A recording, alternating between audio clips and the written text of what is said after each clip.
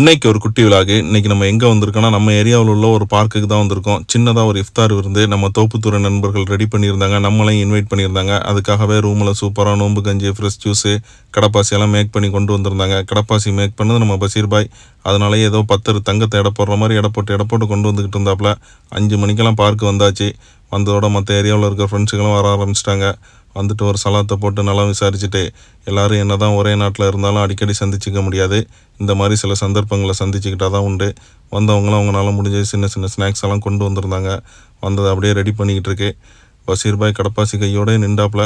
நான் வச்ச கடப்பாசியை நான் தான் கொடுப்பேன். அப்படி ஒரு முகபத்து கடப்பாசி மேலே எல்லாருக்கும் வச்சு கொடுத்துட்டு அப்படியே உட்காந்தாச்சு. என்ன தான் வெளிநாட்டில் டென்ட்டில் உட்காந்து மந்தியும் பிரியாணியுமா வச்சு நோன்பு திறந்தாலும், இந்த மாதிரி ஊர் பசங்களோட ஊர் ஸ்டைலில் நோன்பு திறக்கிறதே ஒரு தனி ஃபீல் தான். பள்ளியில் பசங்களோட உட்காந்து நோன்பு திறக்கிற மாதிரி இருக்கும். அப்படியே வச்சுக்கிட்டு உட்காந்தாச்சு. நம்ம எல்லாம் ரெடி பண்ணி வச்சுக்கிட்டு இருப்போம். ஆலிம்சா மைக்கு தட்ட மாட்டாப்புல, லேட் பண்ணுவாப்புல. பூனையும் வேறு எதிர்பார்த்துக்கிட்டு இருக்கு. ஆலிம்சாவும் பாங்கு சொல்கிற மாதிரி தெரியலை, இவனும் திங்கிற மாதிரி தெரியலை. நமக்கு கிடைக்குமா கிடைக்காதுங்கிற ஒரு டவுட்டோடவே இருந்துச்சு.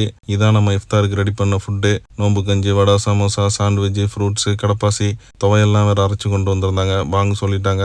நல்லா வடையை தொட்டு அல்லாஹும்மா லக்க சமுத்து வடையை வச்சு வாயில் அமுக்குன்னு நோம்பை திறந்துட்டு அங்கனக்குள்ளேயே ஒது செஞ்சுட்டு பார்க்லேயே ஒரு மஹ்ரிப் தொழுவை போட்டுட்டு ஃபைனலாக ஒரு ஃபோட்டோ ஷூட்டையும் எடுத்துகிட்டு கிளம்பியாச்சு. மீண்டும் வேறு ஒரு வீடியோவில் சந்திப்போம். பாய்.